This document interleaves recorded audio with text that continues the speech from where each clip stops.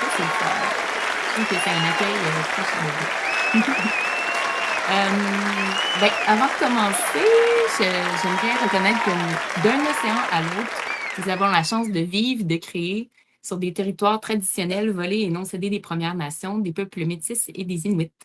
J'aimerais beaucoup que les arts et la culture puissent continuer d'honorer tous les récits, de favoriser les partages des savoirs, puis de mettre en lumière les expressions artistiques des peuples autochtones. Euh, donc voilà, c'était mon petit mot pour remercier de nous prêter cette terre pour continuer de créer ensemble. La Fédération culturelle canadienne-française, la FCCF pour les intimes, vous souhaite la bienvenue sur Air ouverte. Il est 9 heures à Vancouver, il est 10 heures à Edmonton et à Whitehorse, il est 11 heures à Winnipeg et à Regina, il est midi à Toronto, à Ottawa et à Montréal, il est 13 heures à Moncton et à Halifax, il est 13h30 à Saint-Jean-de-Terre-Neuve. Ici, à la place de la francophonie virtuelle, il est toutes ces heures-là. Puis ce pays, comme ce rendez-vous, sont complètement à date. Je suis vraiment contente d'être avec vous aujourd'hui pour cette dernière rencontre de la saison autour de la philanthropie. On a abordé lors des 2 premières sessions, on a d'abord démystifié la philanthropie de proximité.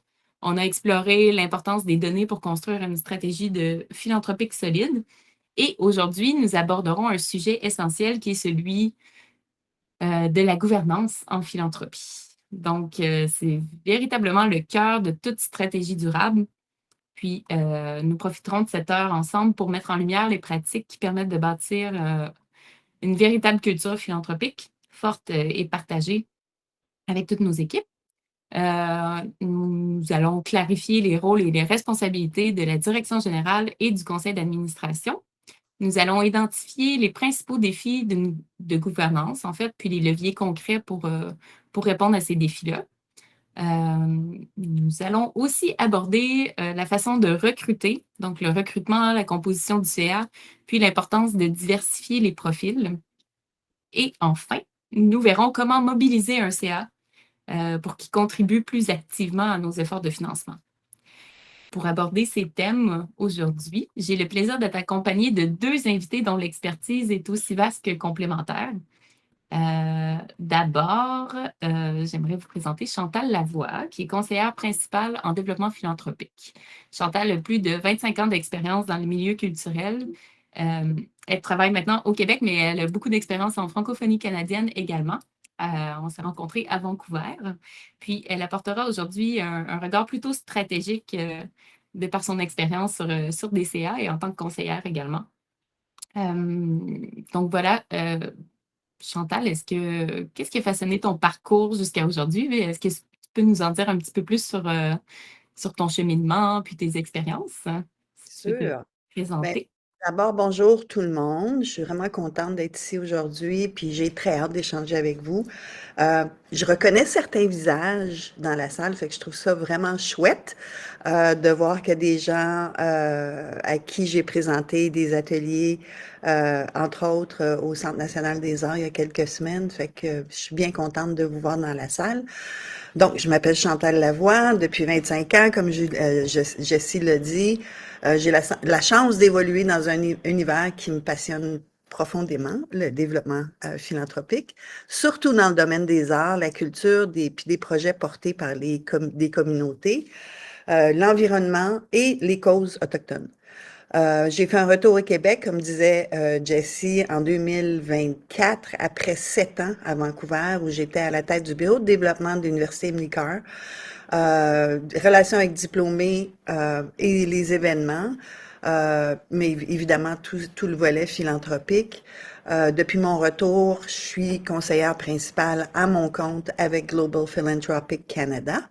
Mon poste, mon travail, ce que je fais tous les jours, ben, ça consiste à accompagner, guider, planifier et parfois même solliciter des dons pour mes clients.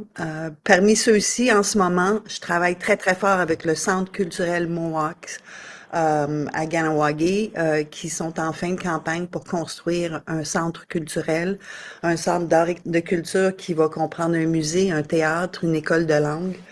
et le bureau du tourisme. J'ai des clients qui sont sur la côte ouest aussi, avec OceanWise qui font de la conservation des océans. Euh, j'ai travaillé avec des universités, la fondation de l'Université du Québec en Outaouais, une école privée, le Lower Canada College ici à Montréal, et plus près de vous, ben, l'Association des théâtres francophones, le Centre national des arts, etc.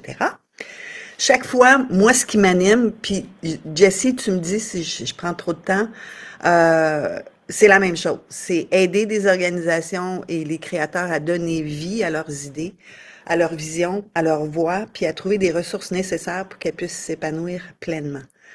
Euh, Ce que j'aime par-dessus tout, c'est accompagner les gens à clarifier leurs histoires, à comprendre ce qui rend leur démarche unique, puis à bâtir des stratégies de financement qui reflètent leurs identités et leur manière d'être dans le monde. Ça veut aussi dire recruter les bonnes personnes sur ton CA. Ah oui, je suis aussi présidente sortante de la compagnie théâtre La 16e à Vancouver et je me suis récemment jointe au CA du Festival des Arts pardon, de Saint-Sauveur ici, la ville où je vis. Fait que je conclus avec, dans un milieu aussi vibrant et fragile que le nôtre, en agriculture francophone et francophile, je crois qu'on a besoin de douceur, d'écoute et de créativité, autant que de structure et de méthode, puis des conseils d'administration forts qui ont envie de mettre la main à la pâte et de soutenir le développement philanthropique dans vos organisations. Fait que c'était mon introduction, c'était un peu long, mais ça résume pas mal tout. C'est bien dit, c'est bien dit. On voit que tu as une expérience qui est riche, en fait. Donc, tant mieux si c'est long. Ça reflète juste l'expertise que tu vas pouvoir nous partager aujourd'hui. Mhm. Je souhaitais aussi vous présenter Marie-Hélène Naud-Leblanc. Je trouve qu'elle pouvait apporter une perspective très enrichissante aussi à notre discussion aujourd'hui, puisqu'elle est directrice générale d'un OBNL ici à Québec, dans la ville de Québec. Puis en fait, Marie-Hélène est plus près des réalités du terrain. Donc, par rapport aux défis, les opportunités, puis tout ce qui façonne vraiment la relation entre la direction générale puis le CA. Donc, c'est ça. Je pense que son expérience concrète puis ancrée dans la pratique va nous permettre de mieux comprendre comment mobiliser notre CA, puis instaurer les bonnes pratiques. Alors, Marie-Hélène, j'aimerais t'inviter à ton tour à nous en dire un petit peu plus sur ton parcours, puis tes expériences. Je pense que tu as travaillé en francophonie canadienne également aussi, en Saskatchewan. Oui, plus ou moins. C'est pas tout à fait francophone, mais c'est pas Je grave. te laisse nous partager ton pedigree. Allez. Allô tout le monde, je suis vraiment, vraiment honorée de pouvoir être là. Écoutez, le sentiment d'imposteur fois 1000. Je suis une petite directrice générale dans une petite compagnie. Cela dit, je trouve ça vraiment important de pouvoir présenter aussi ce que les petites compagnies vivent au niveau de la philanthropie. Fait que, écoutez, on part de là. Je suis musicienne de formation. J'ai fait mon conservatoire ici à Québec et j'ai commencé à faire la gérance de l'orchestre à ce moment-là et je suis tombée en amour avec ça. Je me dis, c'est ça, je veux faire dans la vie. Let's go. Donc, petit parcours par HTC Montréal. Je suis passée par Saskatoon. J'ai vécu 2 ans à Saskatoon. Donc, j'ai travaillé avec le Saskatoon Symphony Orchestra. Ça a été une belle découverte, en fait, de découvrir tout ce plat des prairies. Il faut avoir une fois dans votre vie, c'est magnifique. Par la suite, je suis revenue à Québec. J'ai travaillé avec les Violons du Roi comme directrice du personnel musical. Donc, je m'occupais vraiment des musiciens. Et à un moment donné, il a été temps de grandir et je suis devenue directrice générale. Je travaille donc maintenant pour la compagnie de théâtre Nous sommes ici à Québec. On fait du théâtre documentaire participatif, donc du théâtre de création. On n'a pas de lieu à nous, on n'a pas de salle. Beaucoup de coproduction. C'est apparemment, malheureusement, la seule voie en ce moment pour être capable de créer. Voilà, ça ressemble à ça. Wow, super. Ben, je pense qu'il y a beaucoup de. Tu sais, le sentiment de l'imposteur, on l'a tous un peu, là. Donc, inquiète-toi pas. Je pense qu'il y a beaucoup de petites compagnies qui vont être contentes, justement, de pouvoir partager puis se rapprocher avec toi. Donc, avant qu'on se lance dans le vif du sujet, j'aimerais apprendre à vous connaître un peu plus, cher public, et j'aimerais faire un mini sondage. Donc, vous avez vu les emojis en bas tout à l'heure, on s'est pratiqué. Donc, j'aimerais savoir, est-ce qu'on a des directions générales dans la salle? Envoyez-moi un pouce dans les airs s'il y a des directions générales. Il y en a quelques-unes. Oui. Jean-François Pacoud, Lina. Super. Je me demandais à qui on s'adressait aujourd'hui. Est-ce qu'il y a des gens qui sont aussi sur un CA? Envoyez-moi un cœur. pour les personnes qui... OK, il y en a quand même... On voit que les directions, il y a des gens qui reviennent en direction générale et en gouvernance, donc un peu des deux. Puis ceux et celles qui sont juste ici pour apprendre puis découvrir, envoyez-moi donc un petit bonhomme sourire. Ah, fait qu'on a des experts dans la salle. C'est génial. Ben, merci pour vos réponses. Ça nous donne quand même un beau portrait du groupe. Pour entrer dans le cœur du sujet, revenons à l'idée de cette culture philanthropique. Je vais vous partager mon écran ici pour ceux et celles qui sont visuels. Donc, juste par définition,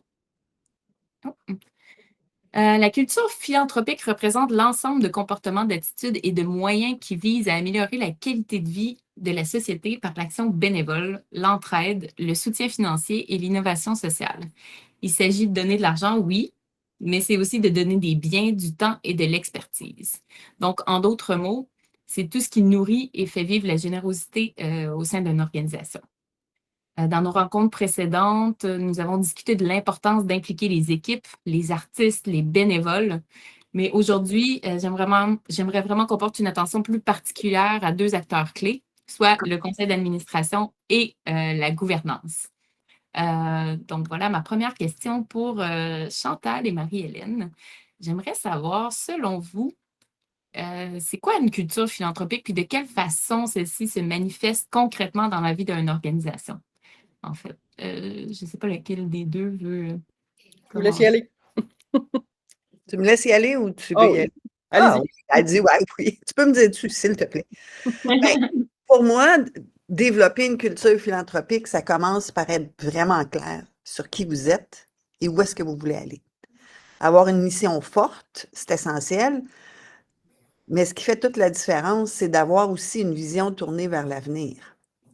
On ne part pas en campagne sans avoir de but précis. En général, on part en campagne soit pour agrandir notre base de donateurs, pour répondre à un besoin ponctuel ou pour renforcer notre mission actuelle. Si vous savez où vous voulez être dans 5 ans, puis si la philanthropie fait partie des façons d'y arriver, vous êtes déjà sur une bonne voie. Mettre en place un plan de développement philanthropique, ça veut dire faire des choix stratégiques ensemble, collectivement, avec votre conseil d'administration d'abord, puis avec la direction générale, ça va de soi. C'est pas un travail qui se fait tout seul dans un coin, ça demande des conversations, des décisions partagées, puis un vrai engagement de la part de tout le monde. Pour moi, créer une culture philanthropique, dans le fond, c'est une question d'alignement. C'est une question d'avoir une vision claire, qui comprend votre plan stratégique, si vous en avez un, et qui fait en sorte que toute votre équipe marche dans la même direction. Quand tout le monde comprend le pourquoi et où on s'en va, le reste devient pas mal plus fluide. Pour moi, c'était un petit peu ça, là, la base du développement d'une culture philanthropique. Marie-Hélène? Je m'en Est-ce que allais vraiment à la même place. tu es d'accord avec moi? Ah, tout à fait. Tout à fait. La mission forte, puis de savoir ce qu'on s'en va, je pense que c'est la base, là. Vraiment. Puis aussi, le fait de ne pas travailler tout seul, ça se peut pas. Tu sais, on voit vraiment, en ce moment, il y a comme un boom de postes qui ouvrent au niveau de coordonnateur ou de responsable en philanthropie. Et ça arrive une fois de temps en temps qu'on voit, hop, après un an ou deux, le même poste, il revient. Tu fais comme, il y a quelque chose qui marche pas. Clairement, il y avait un manque de soutien. Tu sais, puis il faut que l'organisme comprenne que c'est l'affaire de tout le monde dans l'organisme. Autant l'équipe, autant la gouvernance. Tu sais, vous l'avez déjà dit tantôt, là. Mais ça se fait pas tout seul. C'est impossible, en fait, là. La personne elle-même n'a pas toutes les compétences, n'a pas tous les contacts pour être capable de faire tout ce travail-là tout seul. Tout à fait. Puis d'autant plus que souvent, on embauche, puis je le vois très, très régulièrement chez mes clients, on embauche quelqu'un, puis c'est un petit peu comme, on s'attend à ce que cette personne-là soit une professionnelle des communications, du marketing, qui comprend très bien toute la gestion des médias sociaux, qui est capable de faire de la comptabilité, qui est capable d'écrire des lettres de sollicitation percutantes, puis qui est un spécialiste des bases de données. Tu sais, à un moment donné, c'est comme... C'est beaucoup de chapeaux, là. C'est Oui, beaucoup de c'est chapeaux ça, pour une le seule spectre est personne. large, là. C'est ça. Mais des petites organisations, des fois, ils n'ont pas le choix d'avoir cette façon de faire-là, Ouais. mais il faut être réaliste dans nos demandes.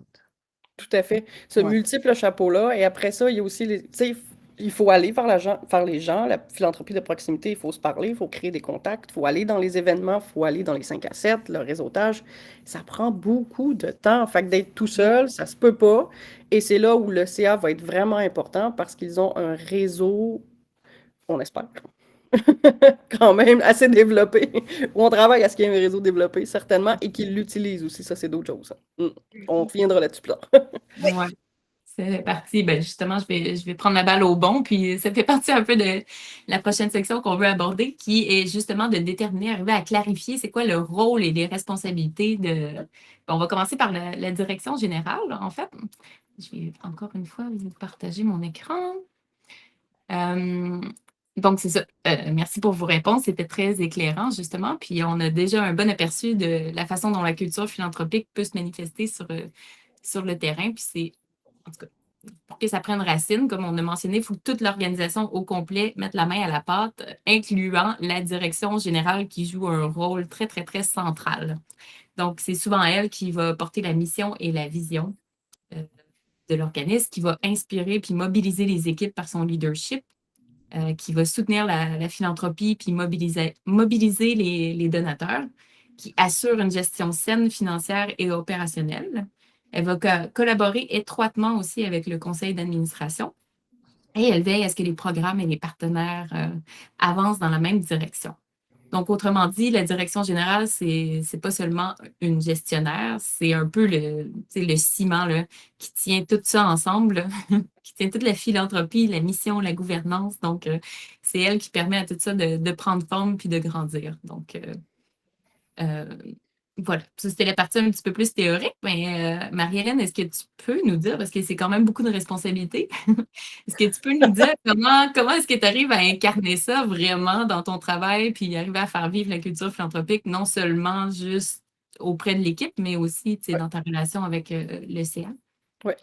J'ai la chance d'être dans un organisme qui avait déjà une très bonne culture philanthropique quand je suis arrivée. En fait, c'était quoi notre septième édition cette année, un événement bénéfice qui s'appelle le Happening Bénéfice, en fait, qui a été implanté il y a, mon Dieu, c'était avant la pandémie, là, ça, mettons 2018, quelque chose comme ça.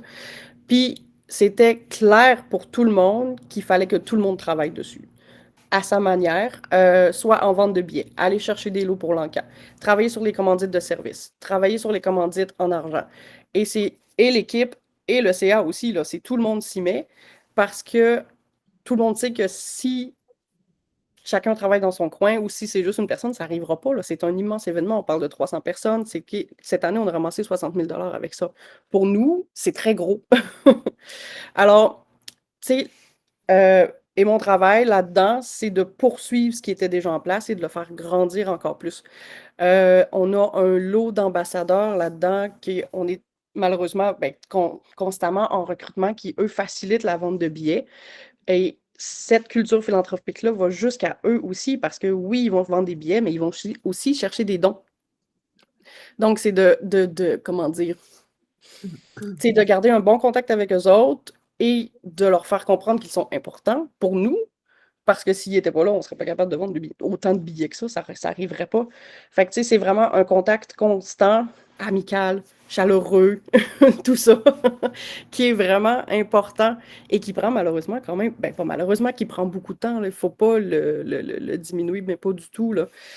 Euh, On a essayé par le passé de mettre aussi en place un comité de financement. Ça a été, jusqu'à date, quand même un échec, on se le dira.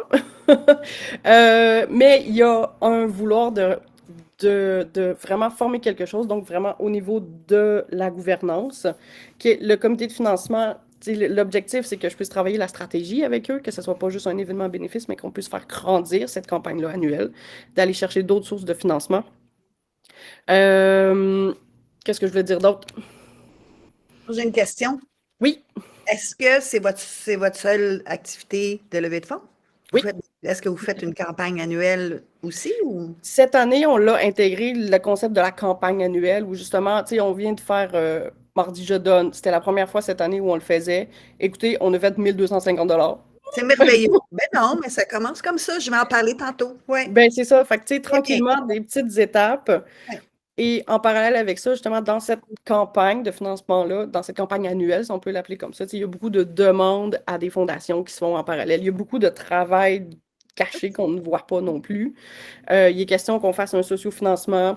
C'est en discussion avec mon CA parce que là, évidemment, on n'a pas le réseau non plus pour se mettre à faire une grosse campagne de sociofinancement. On va aller retaper dans la même table qu'on a déjà avec notre événement bénéfice. Donc, il y a du questionnement là-dessus à avoir. Ce que je voulais dire d'autre, c'est que on a un nouveau président en place.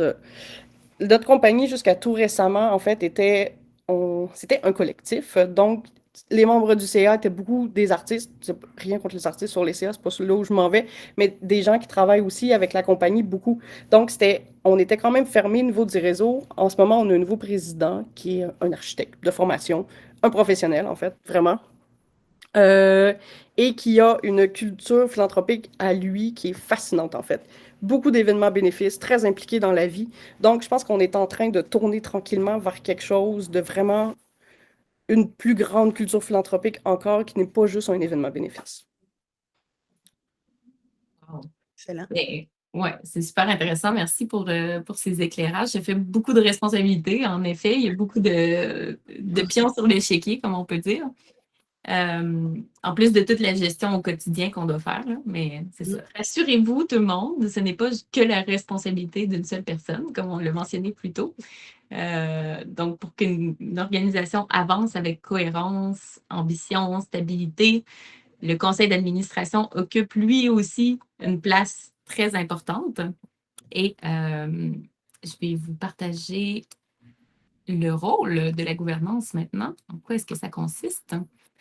Donc, ils ne sont pas juste là pour superviser, oui, naturellement, mais ils vont contribuer directement à l'élan philanthropique de l'organisme. Donc, c'est souvent lui qui va clarifier et porter la mission, clarifier la mission et les grandes orientations, veiller à ce que les stratégies philanthropiques soutiennent réellement les objectifs.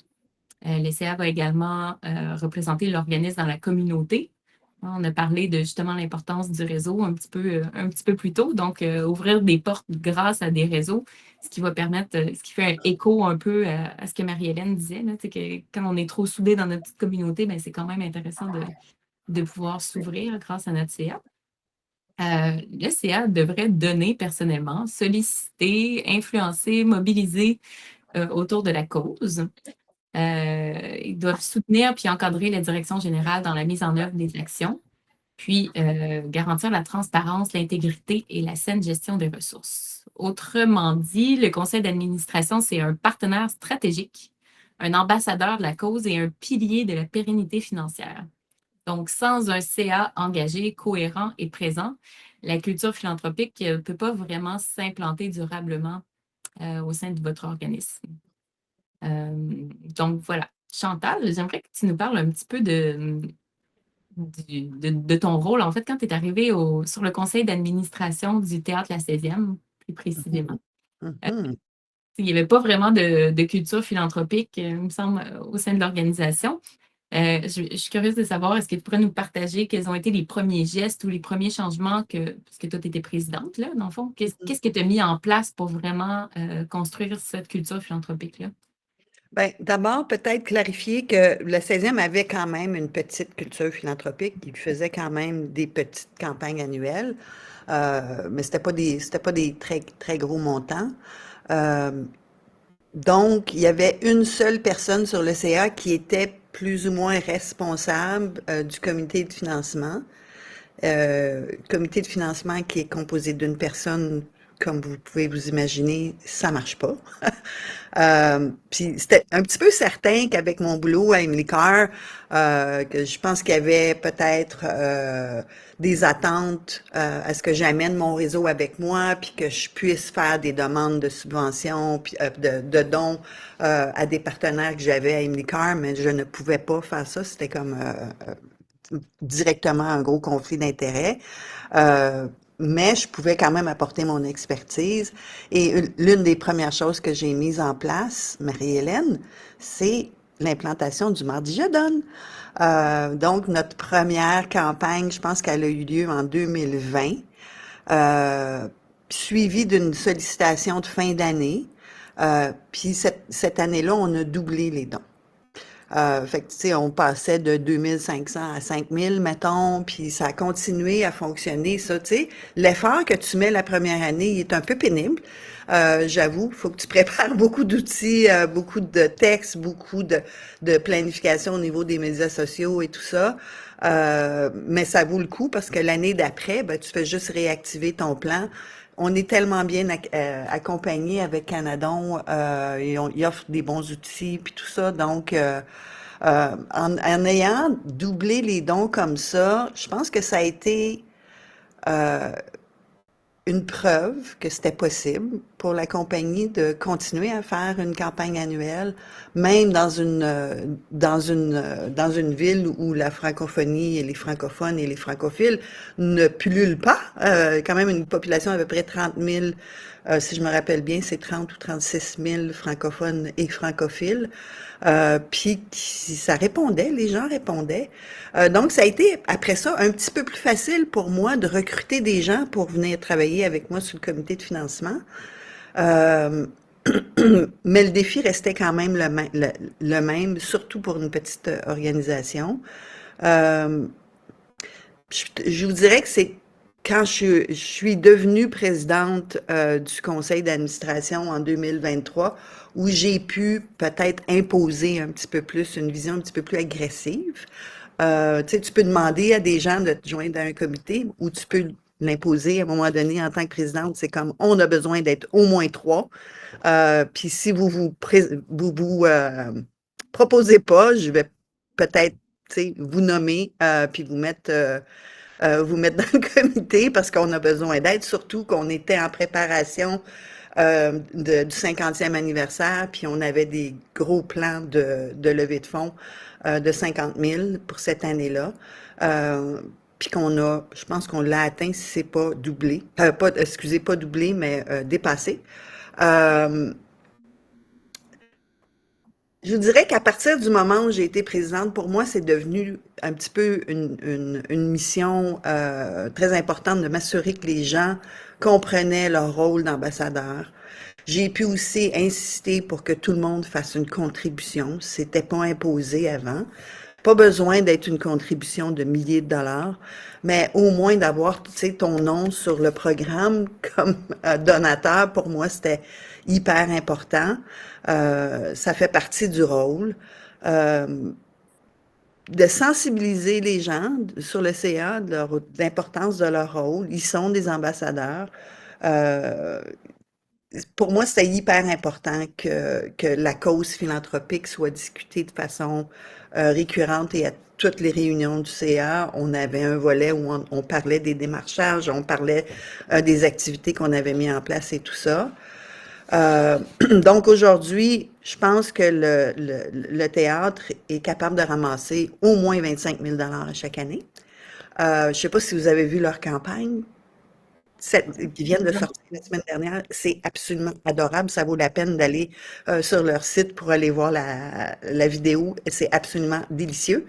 Fait aujourd'hui, 90% des membres sont des donateurs.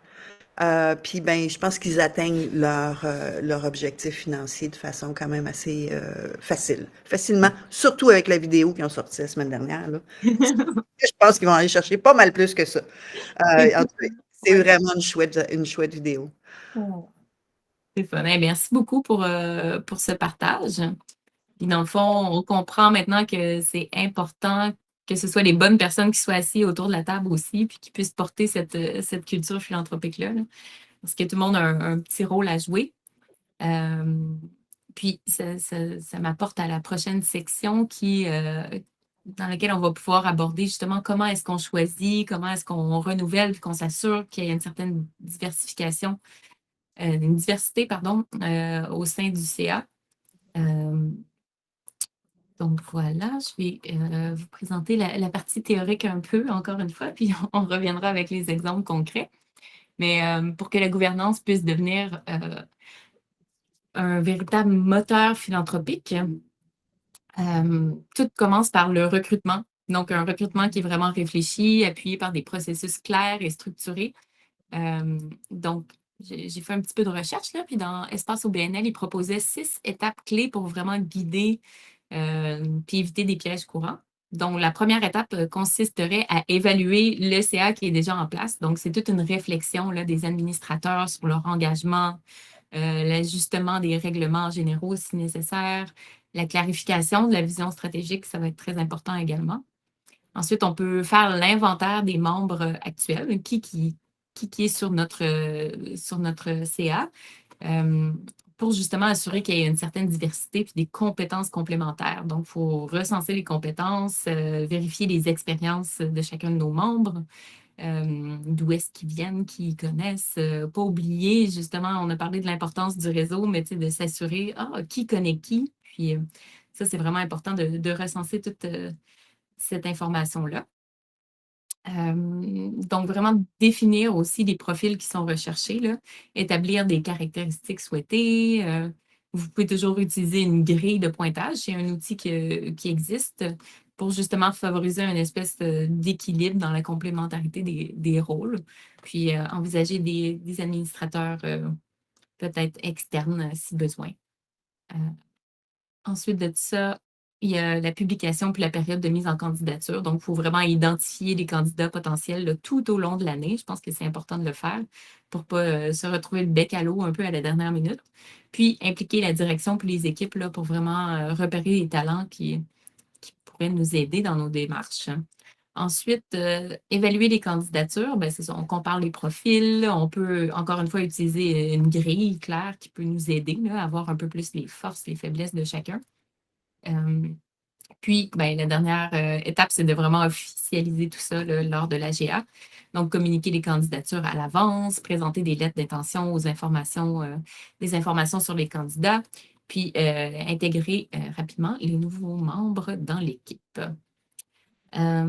Chantal, je me demande, de ton côté, quels critères est-ce que tu considères essentiels quand on recrute un nouveau membre du conseil d'administration? Comment est-ce qu'on arrive justement à trouver ce bon équilibre-là, là, qu'on parle entre les compétences, le réseau, l'engagement? Je veux dire, c'est pas Bien, évident. tu as déjà énuméré plusieurs aspects hyper importants. Je vais commencer, puis là, je vais peut-être me trouver un peu dur, là, puis c'est correct de me trouver dur. Je trouve que, en fait, je pense que souvent, on facilite les renouvellements de façon trop automatique. À mon avis, il est essentiel que la direction générale, puis je m'excuse pour ceux qui ne sont pas d'accord, comme je viens de le dire, je m'excuse tout le temps, je suis très canadienne, hein? Il est essentiel donc que la direction générale fasse un inventaire de ses besoins, qu'elle s'octroie le droit de réviser les talents dont elle a besoin pour remplir sa mission. Pas parce que quelqu'un qui est sur ton CA depuis 2 mandats de 3 ans ou de 2 ans, que c'est nécessairement cette personne-là dont tu as besoin pour soutenir tes activités. Jessie, tu l'as dit, faire une matrice des compétences dont on a besoin, que ce soit finance, marketing, communication, philanthropie, juridique, puis de se permettre de combler nos besoins de façon pragmatique et transparente, c'est permis. Je pense aussi que ça vaut vraiment la peine de faire un sondage de satisfaction à chaque année auprès des membres du CA. Ça permet non seulement de mesurer leur niveau de satisfaction à eux. Est-ce que je suis content d'être sur ce CA-là? Est-ce que je suis mis à contribution? Est-ce que mes talents sont bien utilisés? Tu sais, on m'avait, je sais pas, moi, je donne un exemple. On avait décidé l'année passée qu'on avait besoin d'un traducteur ou de quelqu'un qui était, je sais pas, qui était bon en rédaction. Puis finalement, on n'a pas utilisé ses talents du tout pendant toute l'année. Je pense que c'est important aussi pour renforcer l'engagement de tes membres. Puis ça leur donne évidemment de l'importance. C'est important qu'on sache que vous soyez satisfait. Donc, pour moi, c'est très important de faire ce sondage-là. Ça les amène aussi, eux, à réfléchir à leur rôle puis à se questionner sur la façon de collaborer au sein du groupe. le recrutement, évidemment, ça se base sur vos besoins, sur un besoin de votre mission, de bien remplir votre mission, pardon. Puis c'est au moment des entrevues où on peut, si tel est le cas, clarifier les attentes en matière de dons attendus de la part de son CA. Tu sais, quand tu fais des entrevues pour recruter des gens, si ça fait partie de votre pratique, pour moi, c'est important. Ça ne veut pas dire que c'est important pour tout le monde. On en parle, là. Tu sais, c'est entendu ou c'est attendu que tu vas faire un don annuel. Je pense que c'est important. À mon avis, 100% des membres devraient être des donateurs à la hauteur de leurs moyens, bien entendu. Mais ils doivent figurer comme tels. Tu sais, ils sont les ambassadeurs de votre mission. Comment on peut faire des demandes de soutien solides si votre propre CA ne fait pas de dons? C'est un peu, tu sais, contre-intuitif. Puis les gens sont de plus en plus, en tout cas, moi je le vois dans mon travail tous les jours, les fondations, les aviseurs financiers, ils regardent tout ça, là. Ils vont aller voir sur votre site web. Est-ce que ton CA, il donne à ta campagne annuelle? Est-ce qu'il y a un listing sur votre site Internet qui liste les donateurs de l'année? Les gens vont aller voir. Puis ils veulent voir que tu as un CA engagé. Une dernière chose, puis tu en as parlé brièvement, Jessie, tantôt, avoir un bon système d'accueil pour vos nouveaux membres. Tu sais, ça inclut tous les documents constitutifs, la planification stratégique, votre planification philanthropique, leur parler d'objectifs clairs, puis clarifiant les attentes au tout début. C'est une bonne pratique à mettre en place aussi, puis c'est très efficace. Merci. Fait que c'est pas mal ça. Ben, c'est des pistes très intéressantes, là. Je pense que j'espère que les gens prennent des notes. Merci beaucoup pour le partage. Marie-Hélène, j'aimerais savoir, une fois qu'on a recruté nos perles rares, qu'on souhaite vraiment les intégrer là, dans notre culture philanthropique, dans le fond, je me demande, je vais reprendre ma question, comment est-ce que tu t'assures que les nouveaux administrateurs s'intègrent bien à cette culture philanthropique-là et qu'ils saisissent la responsabilité qui leur revienne dans la gouvernance puis dans le développement des ressources? Je viens de dire que j'ai pris des notes sur ce que Chantal a dit. C'était Bravo. bon. Tous les jours. Ben, c'est ça, comme Chantal disait, déjà, nous, dès le recrutement, même pendant justement la rencontre une pré-rencontre, là, l'attente qu'ils doivent acheter un billet, si possible 2 pour l'événement bénéfice et dites, c'est ça l'attente. On essaie de faire grandir ça un peu, en fait, pour en faire une espèce de campagne pair à pair, sans qu'ils aient nécessairement qu'ils soient obligés de faire un don eux-mêmes, qu'ils puissent aller solliciter pour un 1000 chaque, à peu près, entre 500 et 1000 en fait, plus précisément, auprès de leur réseau à eux. L'objectif, évidemment, c'est de faire grandir le réseau, mais aussi qu'ils comprennent que si tous et chacun s'y met, on est capable d'aller chercher quand même quelque chose de très intéressant, là. Fait que ça, on essaie de le faire grandir, c'est pas tout à fait implanté encore, mais sinon, niveau culture philanthropique, puis leur dire que la responsabilité leur revient, c'est du travail de tous les jours. Pour vrai, c'est quand même, on se le cachera pas, c'est difficile, là. Il y a comme encore, tu sais, il y en a qui le savent, il y en a que ça les touche pas du tout. Ils sont pas là pour ça. Fait que, tu sais, il faut vraiment le travailler constamment, puis c'est dans les rencontres de CA, on parle constamment.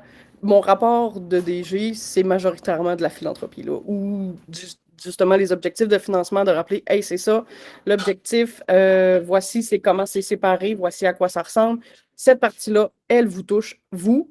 Et là, je suis rendue à l'étape où je vais commencer à être un petit peu plus agressive en leur envoyant directement un courriel en faisant comme, hey, voici le matériel, voici ta demande campagne pair à pair, vas-y, t'es capable, c'est le mois de décembre.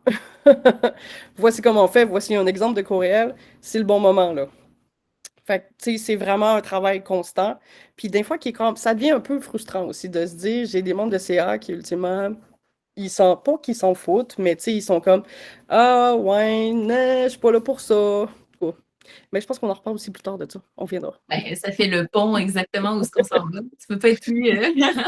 Dans le fond, on constate que même avec une structure solide, avec toutes les bonnes personnes en place, les meilleures intentions du monde, la gouvernance philanthropique, c'est pas toujours facile nécessairement. Donc, il y a un lot de défis, justement, qui peuvent soit freiner l'élan ou même créer des zones de tension là, par moment. Donc, certaines difficultés révèlent de la structure, soit au niveau de la composition, la clarté des rôles, le manque d'expérience, mais il y en a d'autres qui découlent un petit peu plus de la dynamique humaine, soit justement la résistance, comme ce que tu mentionnais, l'inconfort face à la sollicitation, je pense que c'est un bon morceau, puis le manque de temps, naturellement. Donc, c'est ça. Parmi les enjeux que l'on observe, je vais vous partager ça ici. On parle de la culture philanthropique et de l'engagement des dirigeants, donc soit un manque de clarté ou d'alignement avec les attentes là, par rapport à la perception du rôle, de la résistance à l'interne liée soit à un inconfort ou peut-être la peur de mal faire, ou ça peut être aussi un manque de compétences ou de formation philanthropique. Là. Ensuite de ça, toujours parmi les défis, c'est de répondre aux besoins sociaux croissants. On le voit, là, il y a l'inflation, tout est en version accélérée. Là, donc, la disponibilité illimitée des membres entraîne une contribution, peut entraîner une contribution inégale, une pression sociale sur la sollicitation des entreprises. On ne veut pas sursolliciter tout le temps aussi. Là. Puis, un autre défi, en fait, c'est la collaboration puis la responsabilisation. Donc, ça peut être la difficulté d'instaurer une responsabilisation bienveillante entre le devoir fiduciaire et l'absence de pression excessive ou encore une contribution et soutien parfois inégaux au sein du CA. Donc, c'est des beaux défis. On a plein de défis. Maintenant qu'ils sont identifiés, ce qui nous intéresse le plus, je pense, c'est de découvrir c'est quoi les leviers qui nous permettent de surmonter ces défis-là, puis aussi de faire des occasions d'évolution, de mobilisation. Donc, Chantal, est-ce que tu pourrais nous partager peut-être un exemple concret où tu aurais vu un conseil d'administration qui avait de la difficulté à s'impliquer en philanthropie, puis dans cette situation-là, par exemple, quel a été le premier levier de changement qui a permis de débloquer ou d'amorcer vraiment l'évolution? Je pense que, honnêtement, là, à moins que tu sois sur un comité de financement spécifique, comme je pense, là, je prends juste un exemple, le Musée des Beaux-Arts de Montréal, qui a un comité pour leur bal annuel. C'est des gens qui se rassemblent, puis qui font juste de la vente de billets, puis ils font juste de la recherche de commandites, puis tout ça. Puis, tu sais, il y a un beau package qui est déjà tout fait, puis tout ça. En général, les membres de CA, ils n'ont pas trop envie de faire du démarchage. C'est rare. Sans soutien, là, c'est assez rare. Là, le rôle de la direction générale, c'est de les accompagner le plus possible. Ils ne sont pas à l'aise à faire des pitchs. Ben, comme disait Marie-Hélène tantôt, on pense beaucoup de la même façon, toi et moi. Demandez-leur de fournir 2, 3 noms, puis une petite introduction par courriel, puis vous allez faire le suivi après, rapidement. C'est très important parce que souvent, quand les membres de CA font des introductions comme ça, puis si on ne les active pas tout de suite, ils sont très hésitants à vous en remettre d'autres plus tard. Fait qu'il faut les activer, il faut vraiment en profiter. Ils peuvent et ils doivent vous aider à élargir votre base de donateurs. Ça fait partie de leur rôle. Les objectifs de votre campagne sont mal compris? Bien, faites-leur une présentation avec votre pyramide de dons, vos objectifs, puis vos étapes clés. Présentez un bilan à chaque CA. Informez-les, impliquez-les. Mettez à partie votre comité de financement en leur demandant leurs avis sur vos documents de sollicitation pendant la création. Tu sais, c'est de créer de l'excitation, c'est de partager vos succès, même les petits. Tu sais, si tu as réussi à acquérir 10 nouveaux donateurs lors de ta campagne annuelle, puis tu es une petite organisation, moi, je pense que c'est important de le dire.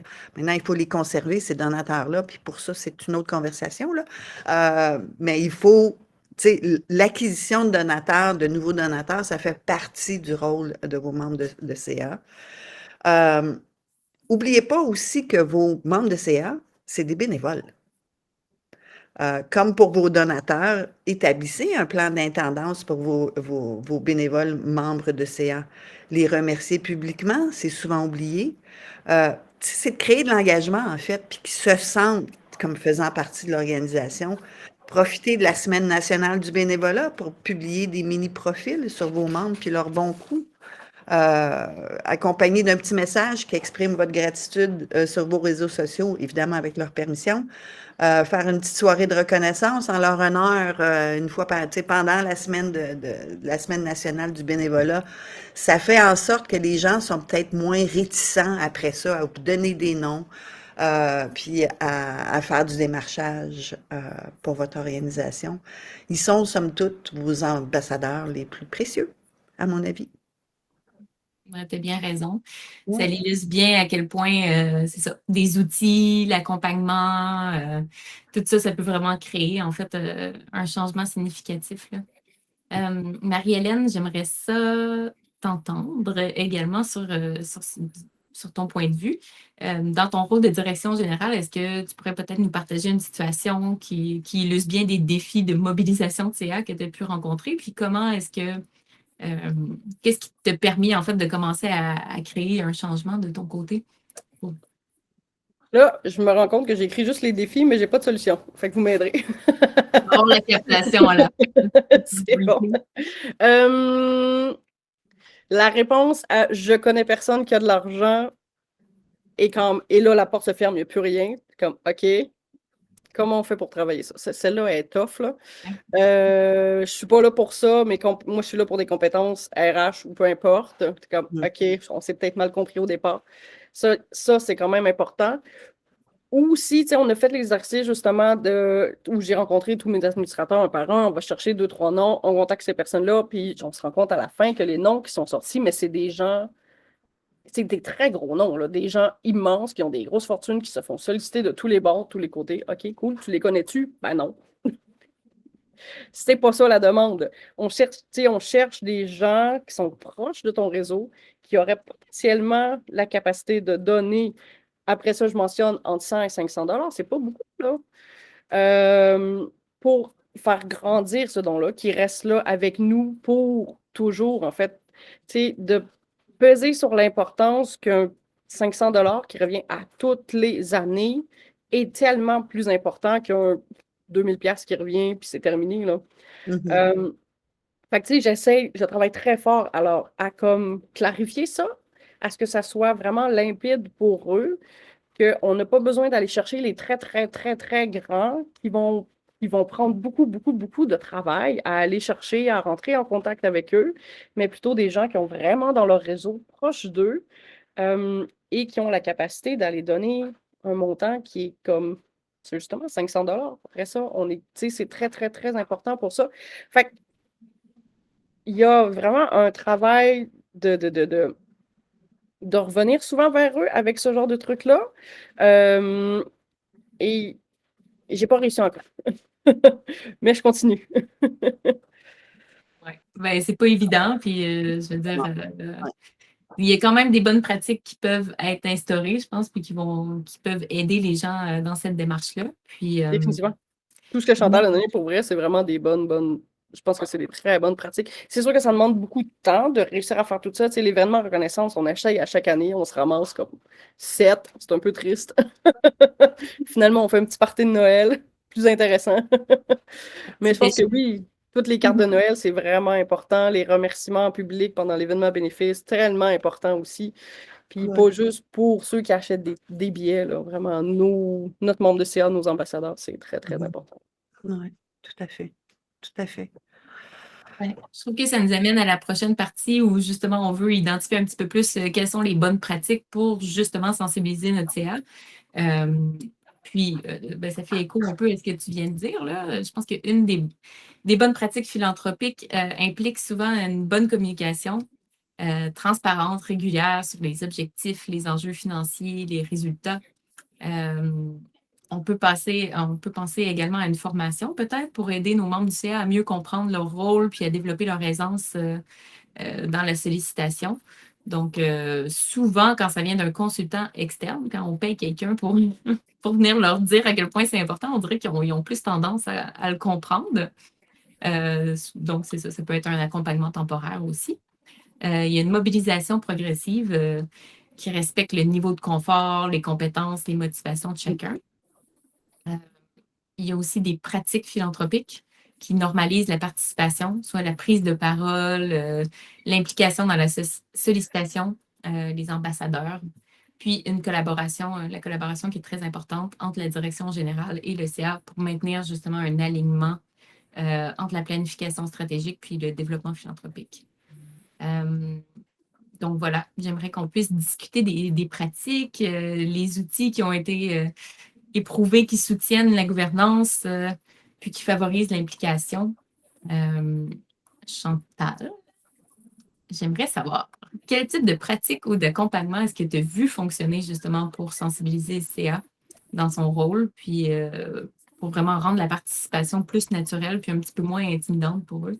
Ouais. Écoute, quelqu'un qui veut pas faire de sollicitation, je pense que la seule façon dont tu peux le faire, c'est de l'accompagner le plus possible. Euh, Puis, tu sais, je le répète souvent, l'accompagnement de vos membres en matière de développement philanthropique, c'est essentiel. Tu peux pas juste demander à quelqu'un, donner un package puis dire, vas-y, va faire de la solliciter. Ça marche pas comme ça. Il faut rendre la documentation facilement disponible. Vos listes de prospects, les listes d'évaluation par des pairs. Là, je vais faire une petite parenthèse par rapport à ça. La liste d'évaluation par des pairs, c'est... Tu peux avoir quelqu'un qui est dans... Je vous donne un exemple, qui est dans le domaine de la publicité. Tu fais une campagne, tu vas faire une liste de souhaits, une liste de souhaits de compagnies que tu aimerais faire évaluer par ton membre de CA qui travaille dans ce domaine-là. Comme, est-ce que tu connais des gens là? Est-ce que tu pourrais m'introduire là? Juste ça, là, des fois, ça peut être suffisant pour un membre de CA qui est vraiment pas à l'aise avec la sollicitation ou qui n'est pas en position de faire de la sollicitation. Fait que c'est ça que ça veut dire, la liste d'évaluation par des pairs. Votre argumentaire de campagne, vos lettres, les lettres types, la pyramide de dons, le plan de projet, les étapes clés, votre plan d'intendance, ça donne quoi faire un don chez vous? Est-ce que j'ai des bénéfices? La matrice de reconnaissance, si c'est possible de leur construire un profil complet du donateur, à qui cette personne-là a donné, s'ils ont des enfants, ils font quoi comme cours, là, le fun, est-ce qu'ils font ils font-tu de la natation ou ils jouent au hockey? Il faut que votre membre de CA qui s'en va au BAT ait le plus d'informations possible sur l'historique de dons, la liste peut-être des communications qu'on a eues avec eux, si on les a déjà sollicités, c'est important que votre membre de CA le sache. Ce qui fait en sorte qu'ils se sentent plus accompagnés. On peut aussi leur proposer de les accompagner dans ces rencontres-là s'ils le veulent. Dans certains cas, ça fonctionne. Dans d'autres cas, ils ne sont pas à l'aise. Fait qu'il faut y aller un petit peu cas par cas. Il faut aussi les rassurer, puis j'en ai parlé tout à l'heure, si on te donne un contact, ben, il faut que tu actives ce contact-là le plus rapidement possible. De la même façon que tu vas faire les suivis suite à la rencontre, peut-être faire une proposition qui va être un peu changée, les aider avec la rédaction. Il faut que ça soit le plus facile possible, en fait, pour eux, puis qu'ils aient tous les outils en main pour pouvoir faire une sollicitation solide. Puis moi, je lésigne jamais sur la préparation. Des fois, ça me prend 1 an avant de faire un dépôt. Je vais vous parler de Rio Tinto, là. 1 an de démarchage. Mais ils nous ont donné 1 million de dollars. Mais c'est 1 an là, de rencontres, de faire parler tel membre de CA avec telle personne, des lunchs, des invitations de toutes sortes. Je veux dire, il faut continuer jusqu'à ce qu'on obtienne ce qu'on veut, puis d'avoir du matériel de qualité, c'est extrêmement important. Donc, c'est important qu'ils sachent que vous allez faire les suivis, que vous allez bien traiter ces prospects et donateurs-là, entrer toutes ces informations-là dans une base de données, évidemment, de façon à ce que ce soit facile de préparer les dossiers pour vos membres de CA. C'est important aussi de leur dire, oui, je vais faire le reçu d'impôt, oui, je vais envoyer une lettre de remerciement, veux-tu la signer? Euh, pour être sûr qu'ils se sentent bien accompagnés, en fait.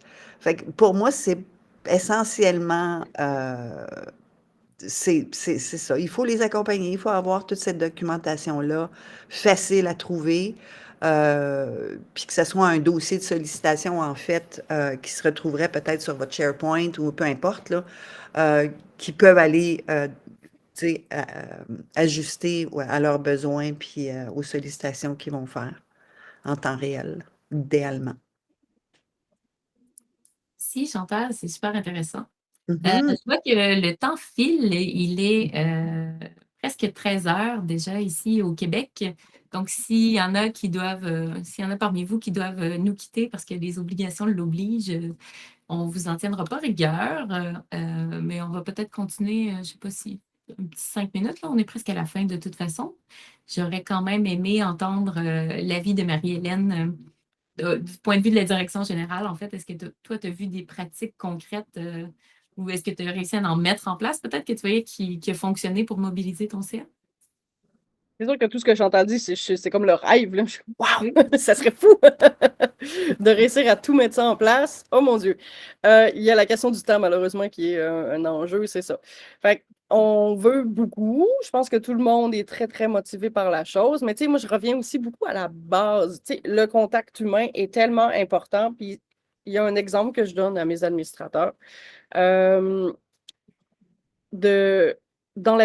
philanthropie, c'est dans la vie de tous les jours. C'est dans tous les contacts qu'on se fait, dans toutes les rencontres qu'on se fait. Puis, l'exemple que je donne, si j'étais avec ma famille à un événement qui s'appelle Lis-moi-Lou en petit trou. Samedi matin, 9 h, j'ai ma 2 ans qui est par terre en train de pleurer, mon autre bébé dans sa poussette, je suis en train de changer sa couche. Il y a notre député fédéral qui vient nous parler.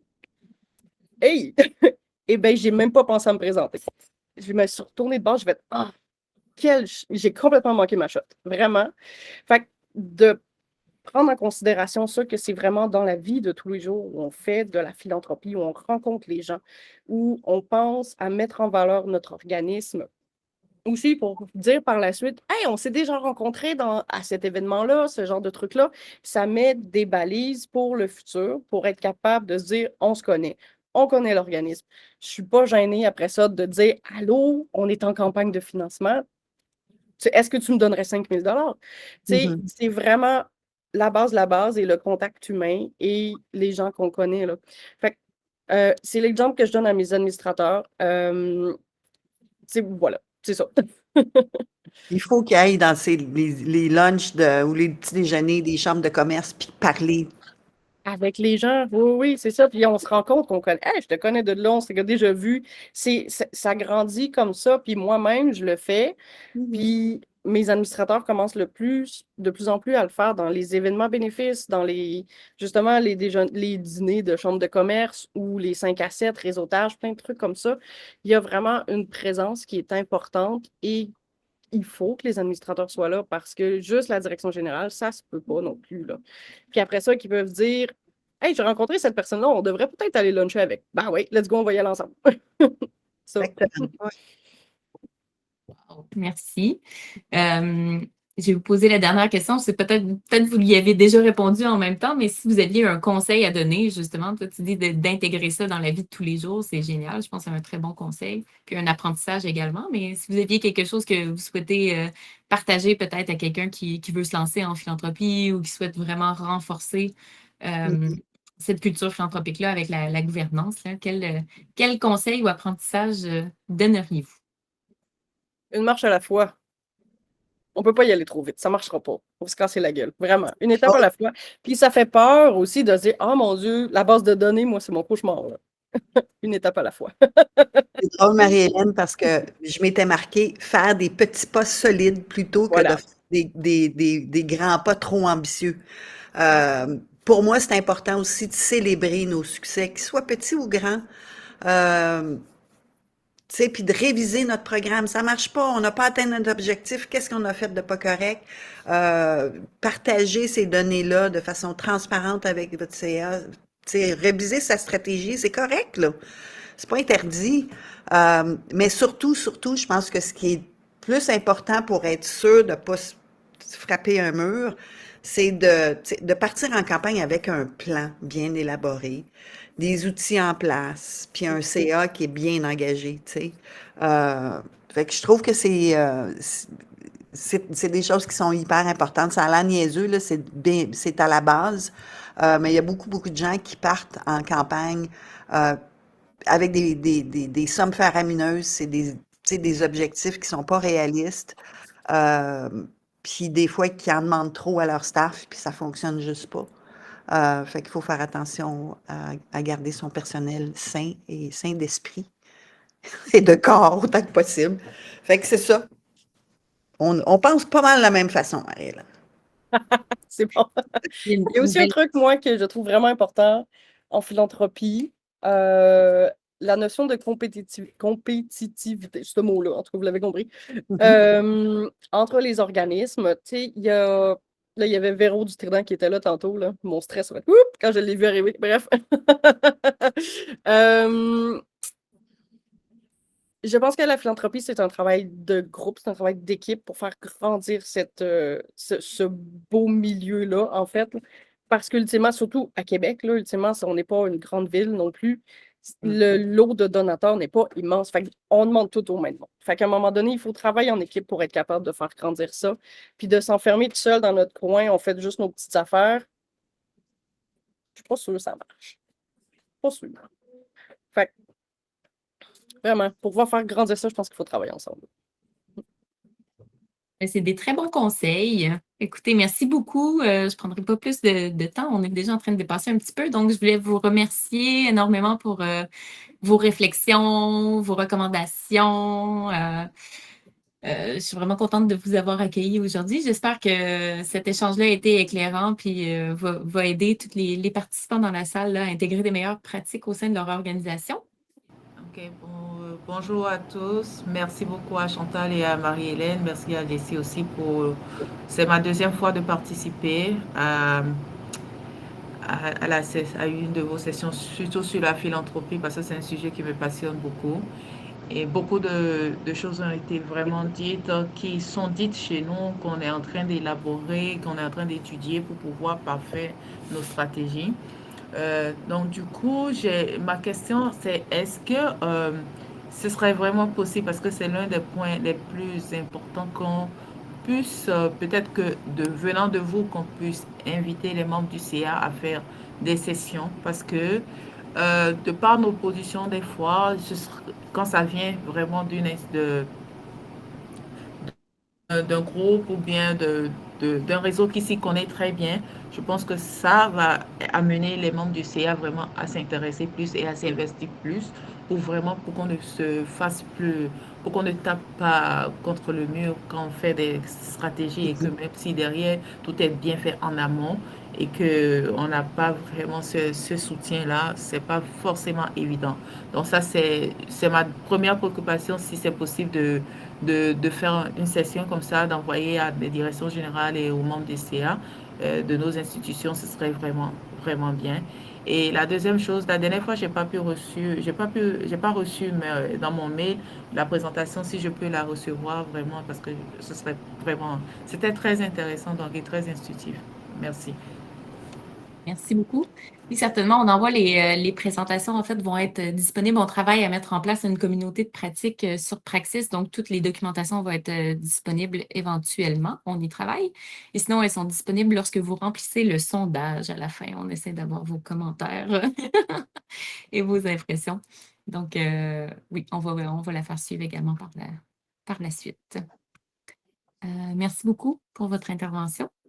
J'ai dans le chat aussi Julie Lebel qui me mentionnait, notre compagnie est sur le point d'obtenir son statut de charité. Nous aimerions accéder à des outils d'apprentissage sur nos obligations par rapport au gouvernement. Donc, C'est intéressant. J'avoue, je ne saurais pas où trouver les outils, par exemple. C'est vraiment une bonne question. J'ai vu Chat. passer. J'essaie de Il est où le chat? Excuse, là. Je vois pas le chat. C'est les petites bulles en bas à droite. Des petites bulles en bas. Ah, Jessie, c'est Julie ici, tu m'entends? Tout le monde Oui, m'entend? je Oui, vous entends. j'avais posté juste à toi, Jessie, parce que Ah, je ne savais pas comment. Donc, oui, c'est ça. S'il y avait des PDF ou des ressources sur je sais pas, la machine des arts, quelque chose comme ça serait vraiment super apprécié. On est vraiment au début là, de notre... Pas Mais sûr vous de l'a- comprendre ton besoin, Julie. Est-ce que tu peux répéter ta question? Ouais, ben c'est ça, tu sais, comme nous, on est un organisme, on remplit tous nos obligations en tant qu'organisme sans but lucratif. Puis je me demande combien de gestion additionnelle par rapport au gouvernement ça va nous, ça va nous donner ça. Comment est-ce qu'on fait chaque année ou aux 4 mois? Tout ce processus-là par rapport. Ouais, puis on a un peu de C'est temps à la pas, facilité, pas mais. très, c'est pas très complexe, Julie, dans le sens où tu dois émettre tes reçus d'impôt quand tu reçois tes dons. Tu dois garder tes reçus d'impôt dans un dossier très spécifique, sous clé, parce que ça détient des informations personnelles. Puis tu déclares tes dons dans ta déclaration fiscale. OK. Et that's it. OK, c'est Ton super. comptable va aller faire remplir un petit formulaire, ce qui s'appelle le T3010. Pour ceux qui ont suivi mes formations, vous savez c'est quoi le T3010, qui est très important, qui soit conforme à vos états financiers. Puis c'est OK. pas très fou, là. C'est pas OK. plus compliqué que ça. Ça, nous, Ouais, c'est le comptable qui le fait, c'est ça. Oui, mais c'est OK. tout le temps mal rempli. Oui, Oui, OK. il Ben, faut que ça exact. soit égal à vos états financiers. Mhm. Et OK. ça, c'est parce que je vous le dis, de plus en plus des donateurs, que ce soit des fondations, des aviseurs financiers, les banques, ils vont aller valider ces informations-là. Puis si vous dites dans vos communications que vous avez ramassé 25 000 puis qu'il y a juste 5 000 dans votre T3010, ben vous venez de perdre toute votre crédibilité. OK. Merci. Ça Il y a fait aussi il y a une petite dichotomie de pensée, si j'oserais dire, au niveau des taxes, de la perception des taxes que les OBE sont. C'est pas tout le monde qui le fait. Fait que ça, nous, on le fait. Donc, on déclare 100% des taxes. Et là, je me mêle tout le temps entre les deux. Là. Celles qu'on paye, c'est 60 ou 50% qui nous est remis. Et celles qu'on reçoit, c'est 50 ou 60% qui nous est remis. Mais je sais que c'est pas tout le monde qui le fait. Après ça, la vérité se tient où? On a fait notre travail d'aller au gouvernement pour faire Hey, qu'est-ce qu'on fait avec ça? Ils nous ont dit non, c'est de même, ça marche, on le fait. Mais je sais aussi qu'il y a des organismes qui ne le faisaient pas et qui se sont malheureusement retrouvés à devoir payer des sommes absolument faramineuses en taxes à un moment donné. Fait que, checkez vos affaires. Voilà. Wow. Super. Ben, écoutez, on a débordé un petit peu, donc je vais clore cette séance. Merci beaucoup pour vos questions, cher public. Merci pour votre participation. C'était un plaisir de vous voir. Puis revenez-nous en forme. On va prendre une petite relâche pour le temps des fêtes et on va revenir au mois de février avec une thématique. On va aborder des différents enjeux par rapport aux droits d'auteur sur l'intelligence artificielle. Donc, on va être complètement ailleurs que la philanthropie, mais ça va être quand même très intéressant si vous voulez nous rejoindre pour la prochaine saison des Complètement Tada. Donc, d'ici là, portez-vous bien. Il est peut-être un peu trop tôt pour souhaiter un joyeux temps des fêtes à tout le monde, mais on est en décembre. Ça vient. Ça sent bien. Fait que profitez bien du temps des fêtes. Merci à tout le monde pour votre participation. Merci. Bye. Merci Chantal, merci Marie-Hélène.